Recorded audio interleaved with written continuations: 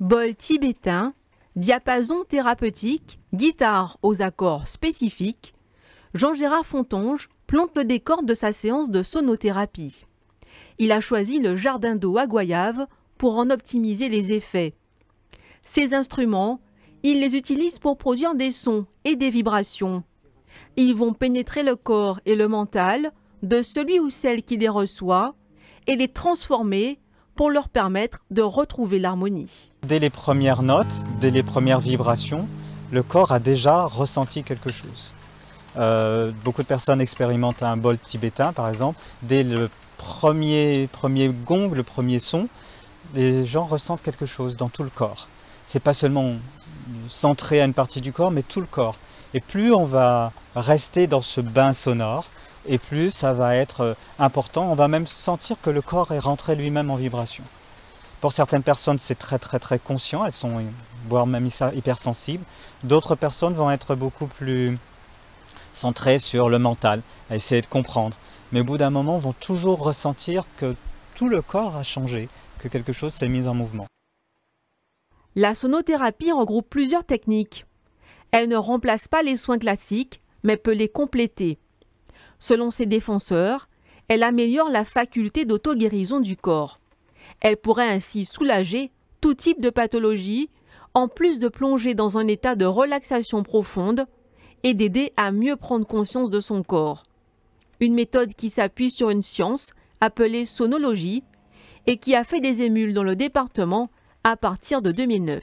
Cette méthode est arrivée en Guadeloupe par l'intermédiaire de quelqu'un qui s'appelle Emmanuel Comte, qui est le créateur de la sonothérapie qui est la plus répandue actuellement dans le monde. C'est quelqu'un qui a commencé à mettre en place ces techniques en 1980. Il a une histoire atypique, il avait 17 ans lorsqu'il se retrouvait en chimiothérapie, donc traité pour un cancer.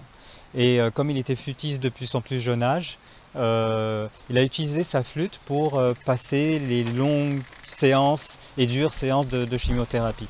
Ça lui faisait bien sûr du bien à lui, mais très rapidement il s'est rendu compte que les autres patients de l'hôpital réclamaient ce flûtiste. Et il s'est demandé comment les sons et les vibrations pouvaient dans certains cas être désagréables et dans certains cas aider à l'auto-guérison.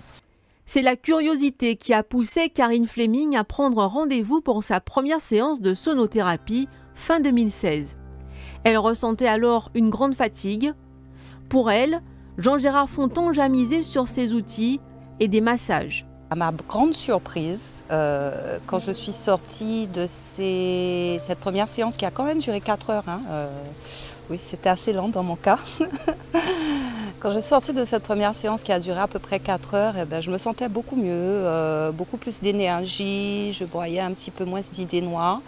Et j'ai vraiment eu l'impression qu'en dehors du sport que je pratique de manière régulière pour pouvoir m'aérer les idées et faire face au stress du travail et de la vie quotidienne, que cette technique m'avait vraiment aidé à me relaxer, mais en profondeur surtout. Les séances, d'une durée variable, peuvent être faites de façon individuelle ou collective. Pour permettre à l'organisme d'assimiler les effets de ces interventions, Jean-Gérard Fontonge propose des cycles de 3 séances entrecoupées de pauses. Mais le corps peut se remettre au diapason bien avant.